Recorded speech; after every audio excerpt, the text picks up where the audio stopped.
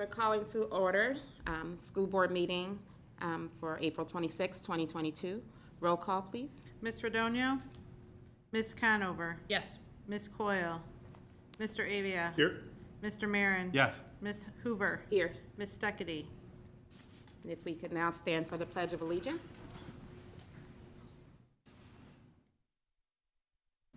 I pledge allegiance to the flag of the United States of America and to the republic for which it stands, one nation, under God, indivisible, with liberty and justice for all. At this time, I ask for a motion to enter closed session to discuss personnel issues, student discipline, review of closed session minutes, and sale or lease of property owned by the public body. So moved. Second. Roll call. Mr. Marin? Yes. Ms. Conover? Yes. Mr. Avia? Yes. Ms. Hoover? Yes.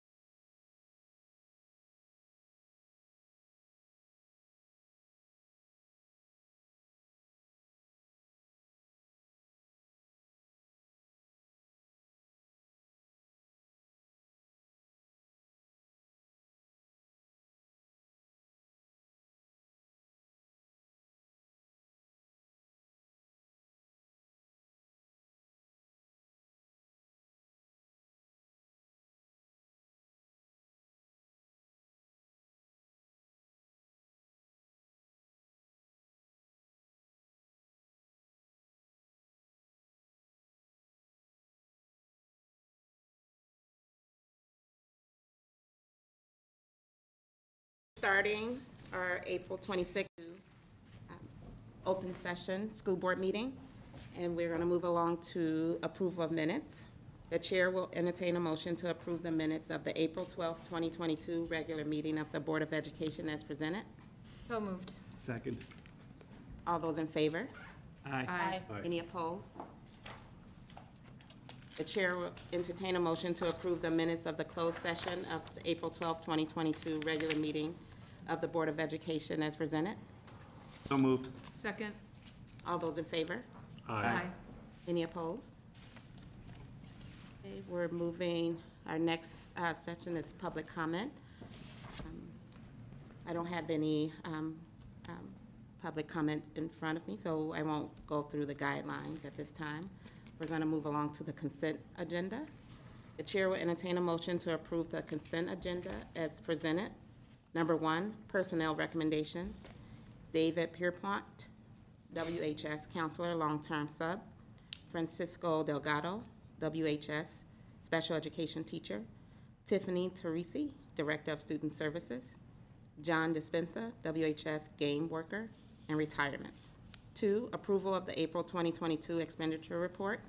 3, ratification of the March 2022 regular. 4, approval of the SACID classroom lease. 5, renewal of the student accident insurance. 6, approval of the TAL service. And 7, resolution to abate working cash funds. So moved. Second. Roll call. Sorry, lost my page. Ms. Steckity? Yes. Mr. Marin? Yes. Ms. Conover? Yes. Ms. Coyle? Mr. Avia? Yes. Ms. Hoover? Yes. Ms. Redonio? Yes. Moving along to informations and discussion. First reading of proposed student handbook revisions. Kevin Hvac, our assistant principal from the high school, is here to discuss with the board recommended changes for our student handbooks for the 22-23 school year. Good evening, everyone, and thank you to the board and Kevin Carey for having me here tonight. So this is our annual meeting that we have. We have the first reading tonight and then the second readings, I believe in 3 weeks, 4 weeks at the next board meeting, just to finalize everything. Just to give you a little background on how the process works, we meet, first I send out to all of our administrative team kind of a template, a Google template, so that all the staff members have a chance to add or edit any changes that they'd see that they want for the following school year within their handbook, whether it's elementary, junior high, or high school. After that, they have about 2-3 weeks to do that. We then have a parent committee that gets together, and that's with a parent from the elementary, the junior high, and the high school. And then we have some students join us on that committee. So before I begin, I would like to give a shout out to Principal Tim Weiler. He's been a co-facilitator with me, but also to Liz and Cooper Rathburn, Jill and Emmett Hawkins, and Gina Wallen, and Josh Graham. They were all part of the committee this year and gave some great insight. So that's really where we're at, and I'm going to start with our elementary proposal handbook changes. I'm just going to highlight a couple, and then after that I'll give everyone a chance to ask questions, or if there are no questions, we'll move on to the junior high handbook changes. So one of the highlighted for the elementary is going to be the arrival school day. Students are asked to arrive at school no earlier than 7:45 a.m. at Manning and 8 o'clock at Miller for the start of the school day, because supervision cannot be provided until that time. Students are to remain outside when arriving at school unless directed to enter the building, and during inclement weather, students are encouraged to enter the building where they remain lined up until met by their teachers. And really, I think that's just because they're changing their arrival time that they wanted to add this for the handbook for next year. And then any other changes, that's basically it for the elementary. It's just the changing of the time for arrival. So just to confirm, Manning and Miller are flipping back, because they flip-flopped this past year. Right. Yeah. 2 years ago, it was Manning first, then Miller, then they flip-flopped Miller, Manning, and now they're flipping back. Yep. Right. Okay. Is there any, reasoning behind that, or I believe that, maybe we can get filled in later or yeah, something? Tim and Lindsay got together and thought that this I was the think part of best it is policy for them. Working with Westway as well, Yeah. and what's kind of working for them as well as part of it. Cool. Thank you. Okay, any other questions for the elementary? All right, so then I'm just gonna move over to the junior high. Just a couple highlighted ones for the junior high include, so parents and guardians are encouraged to monitor student grades through the Otis system. That's a software they'd like to kind of keep everything collected, and that way parents can look at the grades and some other data points to see where their child is at for each class. Families can go to the otis.com to create a family account and then go through that procedure to be able to use that software. I think that was just one of the big highlights. And then another highlight was on page 28. For the classes of 2027 and 28, 3 out of the 5 Fs in social studies, science, math, and literacy. As a blocked class, literacy counts as 2. At the end of the school year, we'll prohibit students from attending the 8th grade dance graduation ceremony. Administration will contact and communicate with parents and students that are in jeopardy of losing this privilege. For 29, then it goes on to saying 3 out of the 6, because literacy then will be 2 classes. That was really the only change. So nothing significant here. I just thought I'd highlight a couple. Are there any questions that you have pertaining to the junior high handbook? Okay, I have done. one quick question, just on the homework policy. Was this just made more general in order to give teachers a little more autonomy and Yeah. their own decisions? I think Okay. rather than saying, hey, it's the 10%, just give some teachers, like you said, the autonomy and discretion to be able to determine what's best for the student in the class. Okay, anything else? All right, and then our last one is the high school. A lot of the high school ones were just updates, such as our school board members within the handbook and their roles. And then also the changes from guidance counselors to school counselors. That was just some verbiage that just needed to be changed based on the state of Illinois. And then the last one that I've highlighted is we're going from having career cruising as the software that our counselors use with our students to kind of figure out post-secondary work to going to this Maya Learning. Maya Learning is going to be a helpful resource available to WHS students through the counseling department, but the Maya software is really geared towards kind of really giving direction for our students in terms of what they need to do if they want to go into a college pathway, what courses they need to take, what they need to do in high school to be better prepared for that, and then if they want to go for a career, just what some of those opportunities are needed from them during their high school time, or what they should be looking for. So it's just it's a better software, it seems like, more comprehensive. When do they use that? At what point in their high school? So they use Right it for away? all 4 years, and our counselors go into classrooms and they get them set up with it, and they start to show them, and take interest surveys to find out what they're interested in doing, and then that helps them start to figure out, well, if you want to go into to be a math teacher, what do you want to do in order to get there? What should you do in high school to be better prepared when you go off to college so you can be successful? But it seems like it's more specific than what we had before with the other software was Career Cruising, which didn't necessarily have the specifics entailed for each student based on their interests. Is it easy to go back and forth as they change their minds with things? Yes, it sounds, I haven't used the software myself, but it sounds like they really worked with software engineers in terms of understanding how that search bar can be more advantageous for our students.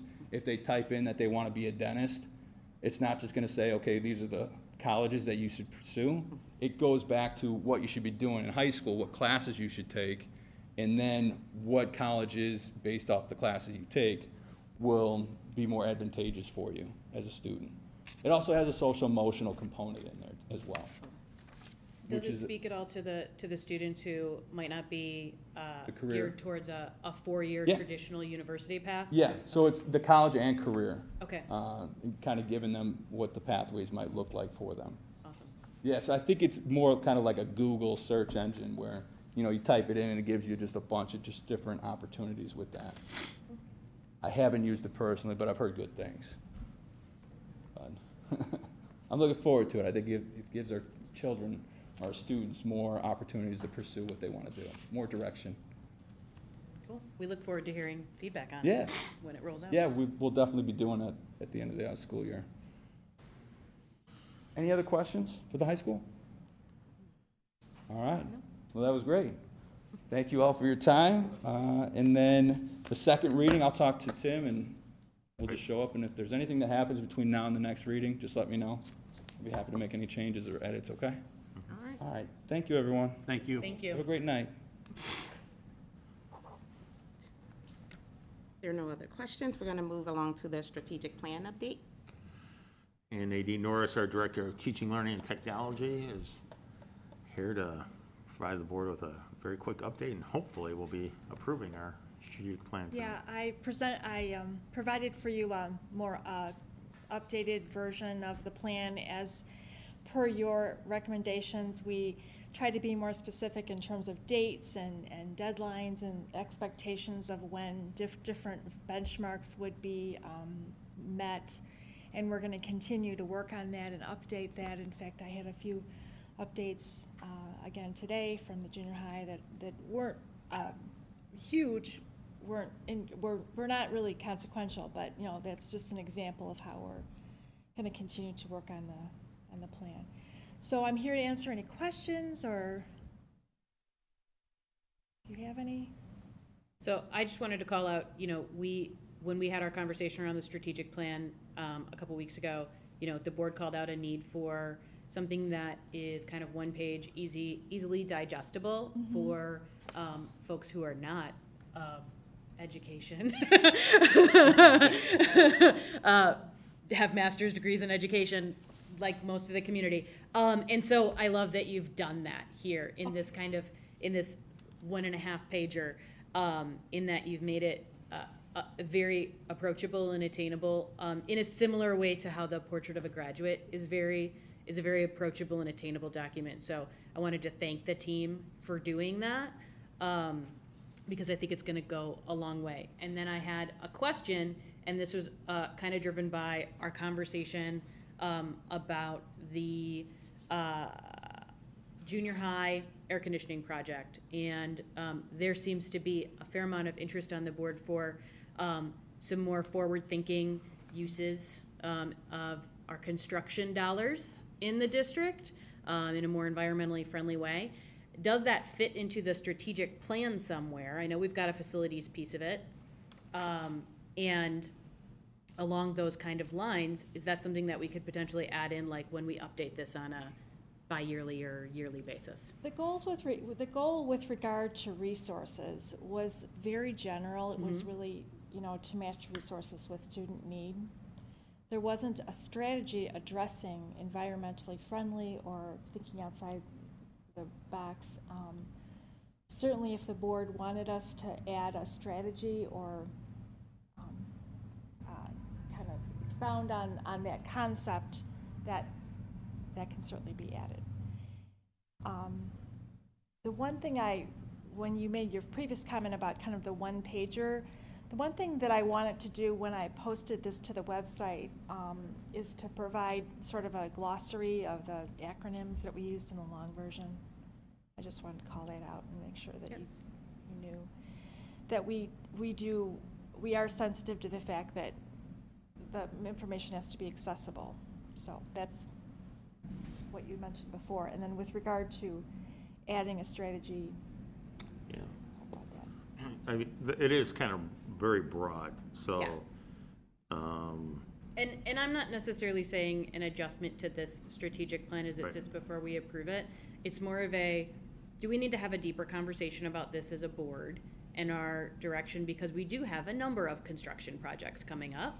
Right. And if that's a direction that this board wants to go into, how do we make that official? Right. Right? So that it really kind of lives within our culture. Sure. So- And I think that would start with the facilities committee, you know, having a conversation there in terms of, you know, when we're moving forward and we're doing, you know, projects, especially with the infrastructure, are we looking to be more green with some of our decision-making and investigate those opportunities? I think it starts there, that is brought to the board for a full board discussion, and the board, you know, essentially says, you know, adopts it as, yeah, this is, you know, part of what we're about and what we want to do, and then it would be incorporated.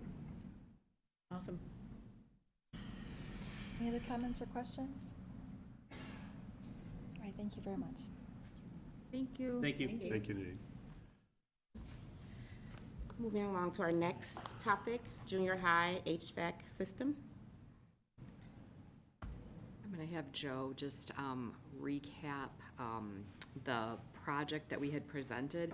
The other thing, at first, I want to start out with the board had asked for us to do a little bit of additional investigation on a geothermal system.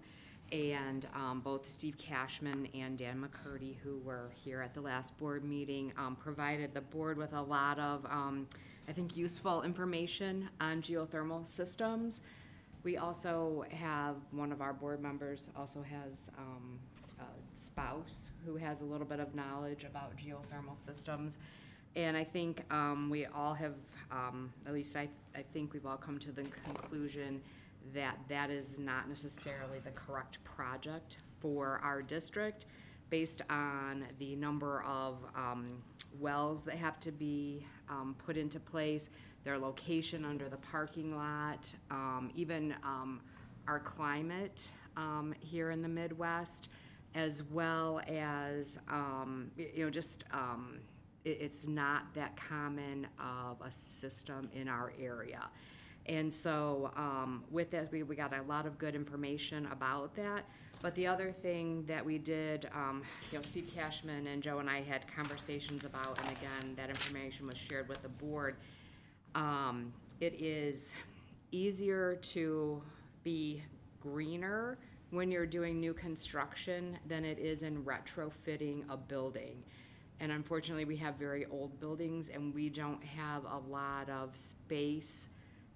We don't have vacant space for new buildings, but that certainly is, and one of our, comments back to the board was that is the type of thing that we will be looking at going forward and keeping that in mind, but also making sure everybody understands that those greener options are easier with new construction than renovations. So I just want to make sure that's clear to everybody. And then the other thing is, there is some, green aspect of this project, again, with replacing the lighting while we're going and doing the HVAC. All the ceilings have to come down and things like that, and so replacing that with LED lighting in this. So there is, a minor component as well. So I just wanted to highlight those things before Joe reviews the basic project that we're asking you to approve tonight. And thanks again, Kim, for digging into that a little bit more. And I think it kind of connects to what Leo was just talking about in terms of future projects and just being as proactive as we can about that. I think one of the things from the email that I responded to you, one of the comments was that geothermal is not something that a typical school district wants to invest in unless carbon footprint is the primary driver for system selection. And I don't think we're there right now where that's our primary driver. And yet I still think it's of enough importance that moving forward, if there are new projects, from the get-go, we explore all of our options with an eye towards those kinds of things. So I appreciate all of the conversation about that.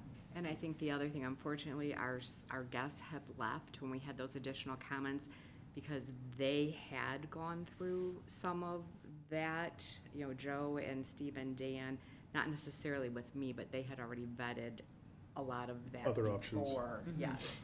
And so, anyway. I think the conversation we had at the last board meeting was specifically around that, right? It was around what options have been explored. Right. And so you're right, if we might not have even had it on the discussion for tonight if it weren't the case. But that's I'm all glad right. we do. But it's good. We got good information. and- Exactly. It was good to ask the questions. Yep. but It's not what we need right now. Right. A system like that just doesn't handle the extremes. So like the really cold days in the winter, and really hot days in the summer, you can't maintain it. Do we have those here? What's that? No, we don't have any of those here. But as far as like the green conversation, like the biggest thing for schools is solar. A lot of school districts are adding solar grids on roofs or fields. Initially, they were very expensive to put in. Now they're coming down, they're becoming more popular, so a lot more competition involved. So it's becoming a real option. The biggest one, I would say, like with a major roof replacement, putting that in after when the roof is done, and then you don't have to worry about repairs underneath or conversations like that. The goats on the roof has always been a dream of Lindsay in the district, I know. But again, I think like replacing the roof and then doing solar with it is the best way to do it. Well, and we have roofing projects coming up, Right. you know, and some pieces, I see that the moss roof over at, Lace, I think it is, on Yeah. 75th Street, that's been there for, I don't know how many years, but, Right. and then I look at our Kidney Bean High School and I think, oh man, if that roof was green. The advantage with the high school roof is it has the pitch to it that Yeah. you need for a system like that. Like the grass on the roof, it does kind of work off of the incline, so you have to have that. Yeah, and we can just install stairs for the goats, right? Yeah. Right. They don't need stairs. It's moss anyway, but we've got a lot of roofing projects coming up, solar, I think, I agree with that piece of solar coming Yeah. up and really potentially getting into a very affordable category Right. with And rebates and competition. We did get information from ComEd specifically about the lights, so the replacement of it as proposed was about 14,000. Just for installation rebates, then energy savings like that, they don't put in, that's not that program, but obviously it would be much better efficiency. Well, and we talked about a pretty significant labor savings too. Yeah. In the maintenance, or in the facilities group. Right, We and talked repairs and about maintenance, not yeah. having to replace every single light every single year and Right. all of those pieces. Yeah, and lighting really, like, solar's the biggest option, but lighting is the most immediate, like, cost savings. Like, all the gyms, the lighting in the gym, it goes on in the morning, and in a lot of buildings, it's on all day. So, you know, you cut a lot of usage down with that, so. I had a question about the rooftop units. Just thought about it. And you may have spoken to this. I kind of went back through. But, and this may go along with costs. It may go against kind of the being greener, energy efficient. But the company that, who ran the units we Right. had went out of business. Are there other units as a replacement? Was that looked into as an option? Like, direct replacements? Yeah, So the only way that it would. efficient replacements, I don't, No, not really. The problem with that was the multi-zone aspect of it. okay. So a lot of companies right now don't make multi-zone units anymore. So each unit would have to be a custom-sized unit. Okay. So it just, and there was really only one company that they were able to find that would really even be in the ballpark of it. But it was still like, they don't meet energy code right now, so it's kind of like, they don't just make them anymore. And then my other question was kind of getting into construction and reminding myself that I can't get to the dance floor or be, you know, I just question as things come up, or they find, Right. maybe watching too much HGTV, but Yeah. if you get to a hiccup in construction and then, Yeah. or this cost has changed, just kind of trusting that process, but Right. are you that person that's kind of the watchdog of how, I guess when we have to do bids for the work, and then as that work is happening? It's more so, yeah, like once the project starts, there's always things that come up that get in the way, that then it's a change order, we have to work around this is what we came up with. I mean, we had that with the last project last summer, where it was a major electrical project, so there was a lot of issues getting from point A to point B, where we thought we could go this way, we had to adjust that because we just can't get from point A to point B. We have to go a different route. So there's a lot of things like that. I mean, And that's what bothers me about it, because I think I asked at the last meeting, this can be done in 3 months? yeah. I mean, it's Is that- hard to believe from someone who hasn't seen it. Yeah. But when they say go, I mean, they literally mean they go. So it's like, once the project starts, there's so many, the companies bring so many employees to keep up with the schedule, because it is a lot of work. But the way that they schedule the work, I mean, this is what they do. And they have a deadline, like there's, whatever it's called. I forget. Liquidated damages. Yes, exactly. So It's in the line. yeah. So we build in a contingency knowing that there might be some, you know, even like with a house renovation, you start something and then you open up a wall and you're like, you know, there's surprises. So the same thing here, we build in a contingency, and that's already factored into what we're estimating the cost to be. And then, our architect, the engineer, Joe, all keep, a close eye on the project, on the progress, on making sure people are doing things correctly. We don't pay people until we have certain things signed off on and things like that. So that is all part of every project, but also there are deadlines, and so it's incumbent upon the company that's doing the project. If they're running into issues timing-wise, they need to let us know. That might mean they come in and bring a second shift crew in or something like that, or work on weekends, things like that, so that we stay on target. Because our biggest thing is getting the kids back in there. Right. Yeah, well, and so there were two things that came up in the meeting that I don't remember if we spoke about them last week. One was, or 2 weeks ago, I should say. One was, that's a chunk of the reason why we're trying to bid this out early, was to try to give whoever does bid it as much time as possible, and as much lead time as possible to get all of the stuff in, so that when they hit the ground, they can hit the ground running, and we don't get caught up with equipment issues that literally is not here. So that was a big chunk of why we're a solid at least 6 months ahead of where we would normally bid this out. But then I want to say, we talked about this in the meeting, that they made the contingency larger than previous projects.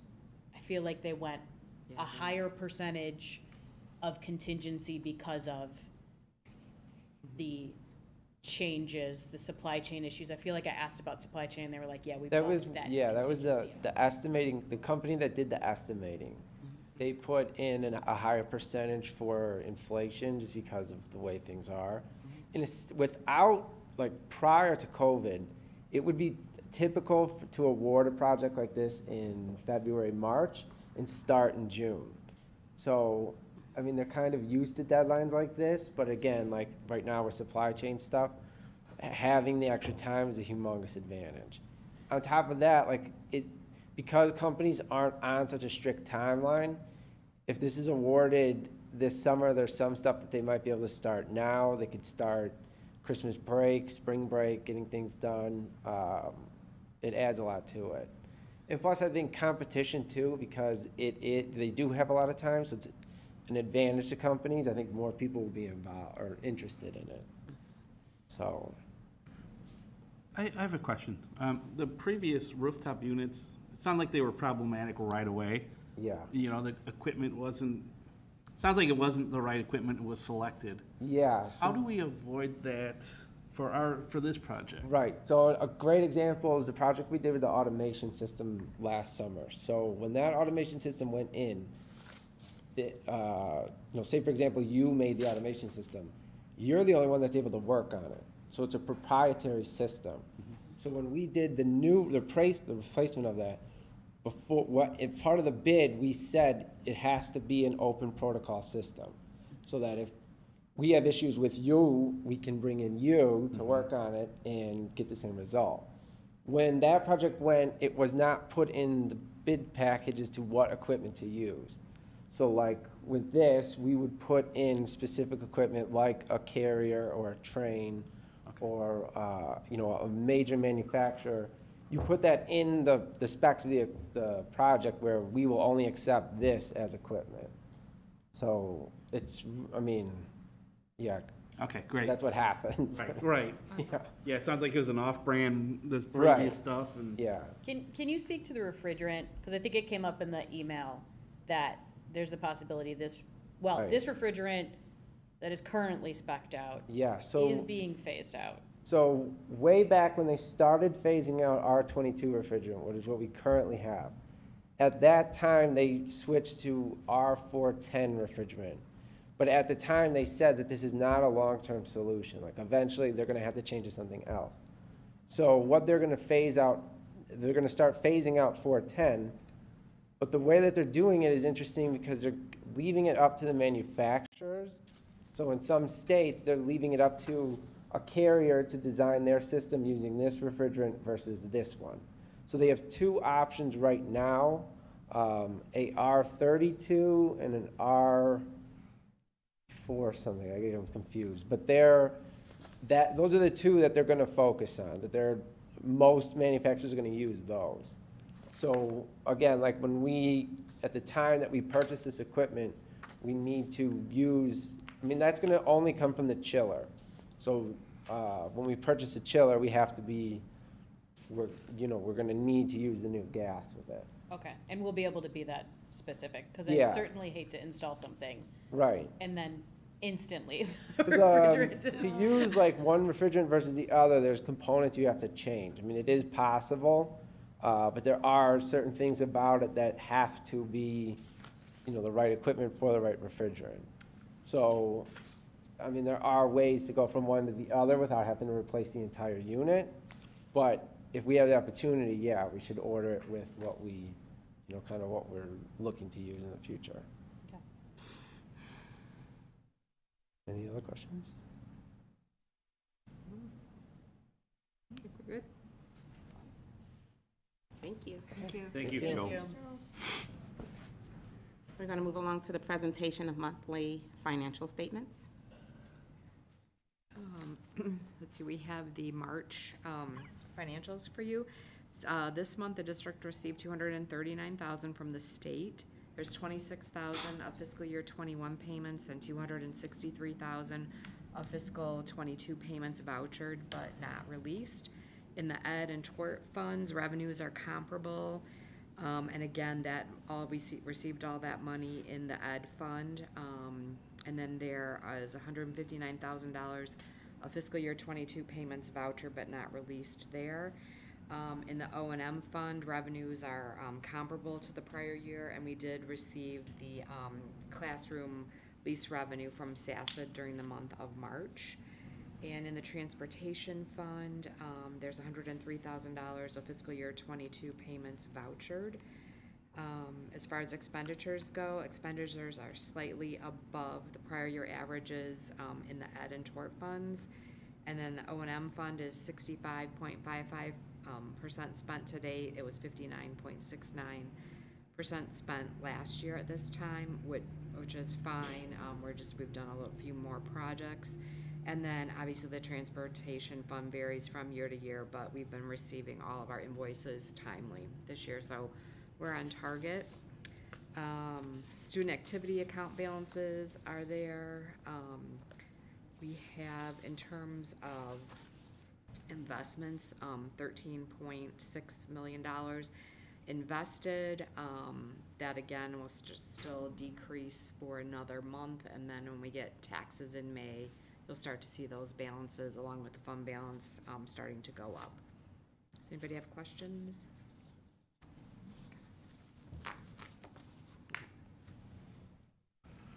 No questions? We're going to move on to the 2022-2023 student fees.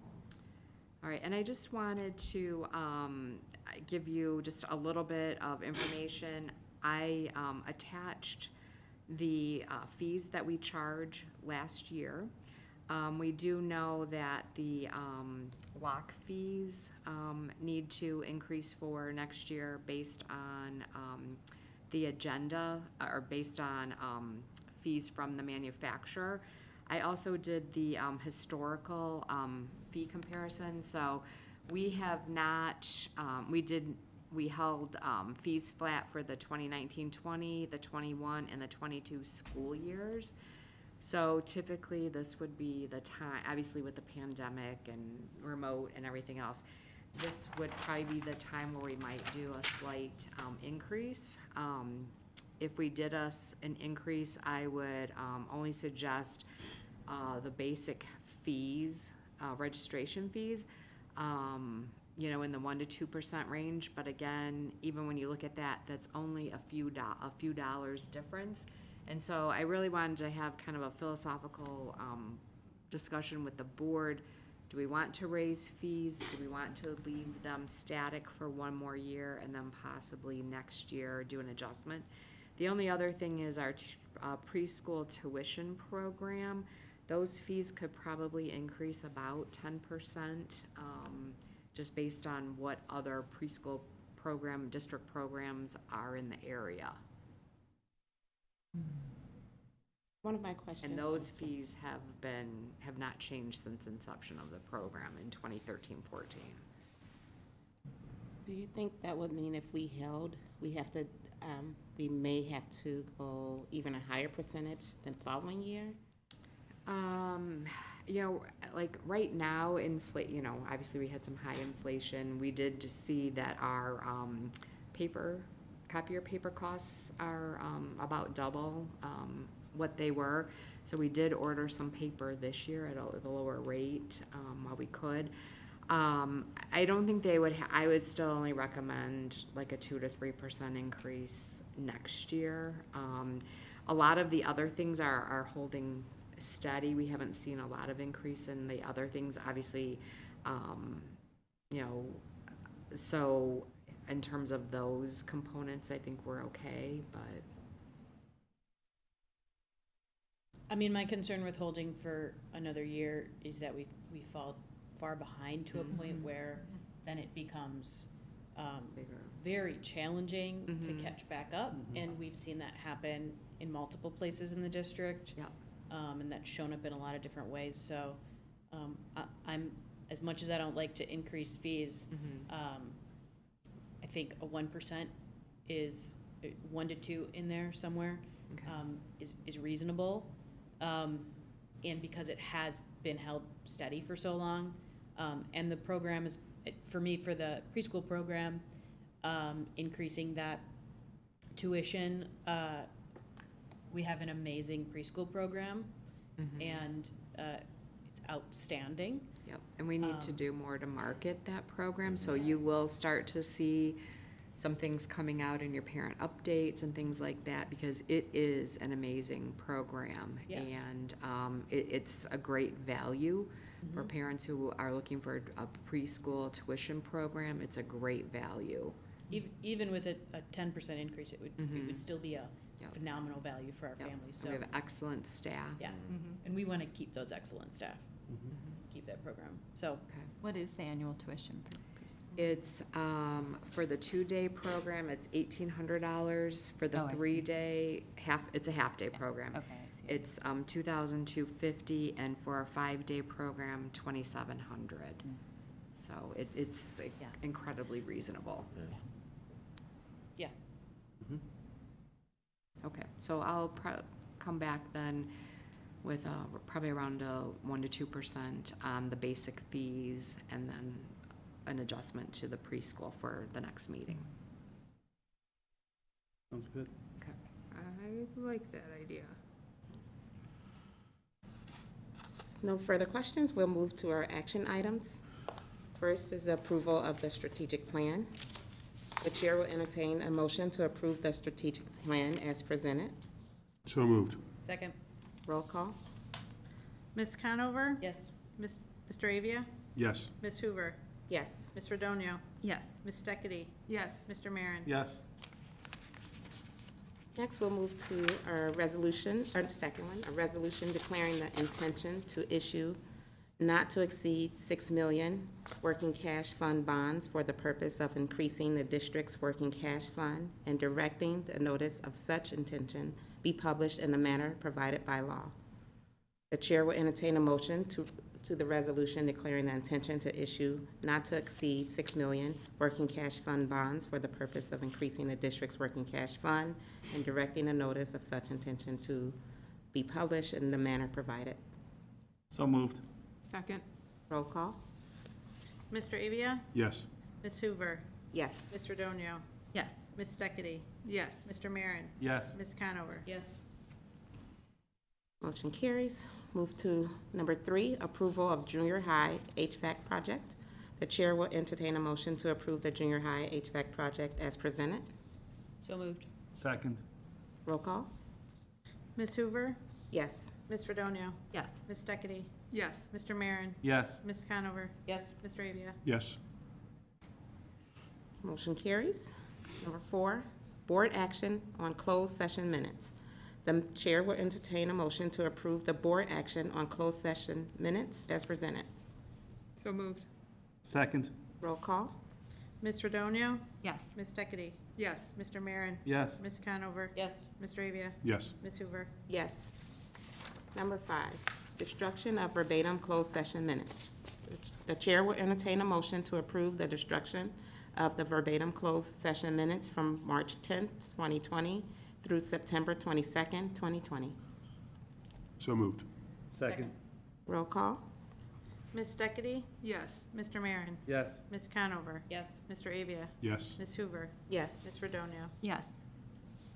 Before we move on to the second, if we could just note that this is a standard process. Yes. That happens every 6 months. This is nothing, just because it doesn't happen Every meeting. every single meeting, that just to note that we, every 6 months, go through, Right. and it's a very standard process. Thank you, Leah. Moving to the superintendent's report. So a couple of announcements in my report. First of all, we have a change in the date and time of our next regular board meeting.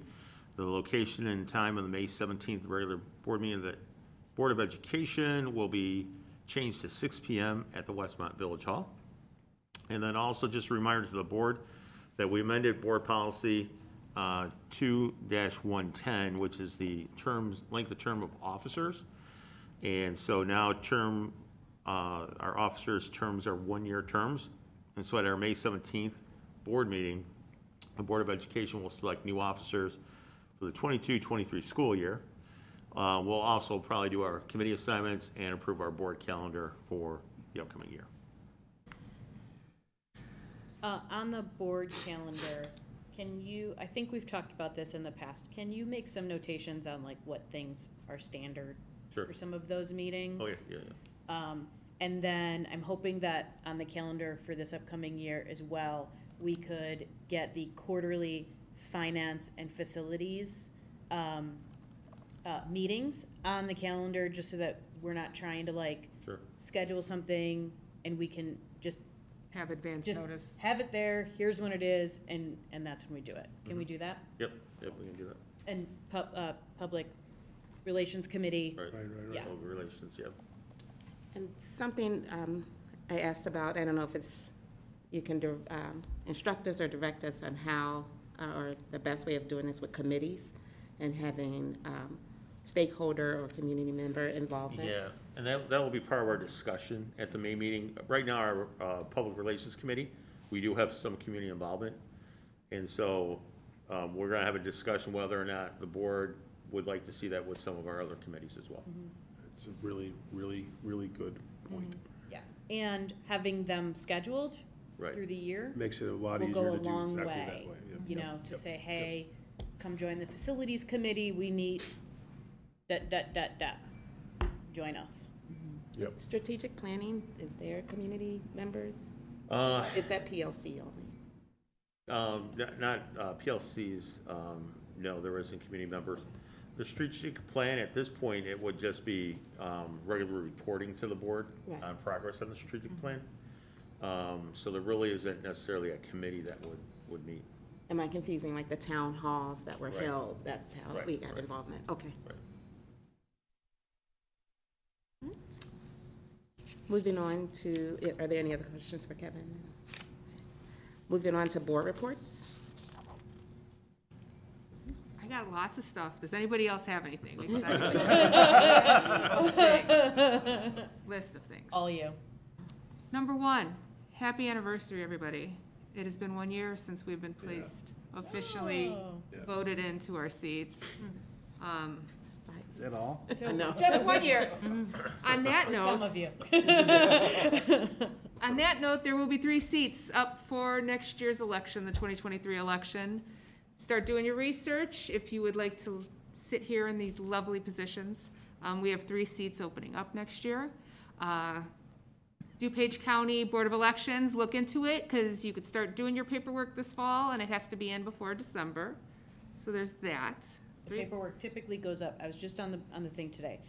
Late September is when mid to late September is when the paperwork goes up, and signatures have to be in mid-December. Yes, there we go. And if you're searching on the Board of Elections website for information about the April election, it's not there, because they do one election at a time, and everything on the elections Is website is midterms geared now. towards the November election. So there will not be The upcoming information. November election Yes. of this Yeah. year. Yes. And Yeah. what I just heard you say was that the information for what we're talking about wouldn't even be available until September. It typically goes up on the website, a week Isn't it to, October 1st? 1 to 2 weeks before you can start collecting signatures. So really, at the earliest that it will be on the website is probably September 1st. Okay. And it's a matter of when they finish, going through all of the candidate filings for the November election. Basically, when they finish all of that work, that's when they open up April. So yeah, there's that. 3 seats opening. So, yeah, if you guys are interested. We just had our first spring concert at Manning this last Thursday. Yeah, it was Thursday. It was a crowded house. Everybody's pretty excited to get back to events for the school district. With that, there are other committees to join, as we discussed in the public, and teacher staff appreciation. We got to get out of saying teacher appreciation. It is a national holiday. It starts next week. It's teacher staff appreciation. Look to all your schools. There are sign-up geniuses galore. I can connect you with someone who's collecting for South School, since they're not at that process where they have a little group of parents that do anything, but I can get you connected to that person. But yeah, lots of stuff going on at Miller and Manning and the junior high, and I'm sure high school stuff is going on. I know Kevin's got that covered. Yeah. So that's it. That's all. I think that was it. Yeah. Cool. That's it. That wasn't even that much. It wasn't. I just felt like it was a lot. Moving along, we don't have public comment, any public comment at this time, so moving to future meetings and events, we have a list. It makes me kind of anxious as I read all of these. Manning Drama Club performance will be happening April 29th, 2022, 7 p.m. at Manning. Westmont High School Spring Musical, April 30th, 2022 at 7 p.m. and May 1st at 2 p.m. at the Westmont High School Auditorium. Elementary PTO and committee meeting, May 2nd, 2022 at 6 p.m. at Manning Elementary. The Westmont High School Spring Art Exhibit and Concert will be May 4th at 7 p.m. at the high school. Manning's Open House will be May 9th at 6 p.m. at Manning Elementary. BPAC meeting, May 11th, 5:30 p.m. Miller Spring Concert will be May 12th, 6:30 p.m. at Westmont High School. And then, as stated before, our next CUSD 201 board meeting will be May 17th at 6 p.m. at Westmont Village Hall. No other comments? We don't have any further closed session business. So the chair will entertain a motion to enter no, I'm sorry, that's wrong. The chair will entertain a motion to adjourn the April 26, 2022 regular meeting of the Board of Education. So moved. Second. All those in favor? Aye. Any opposed?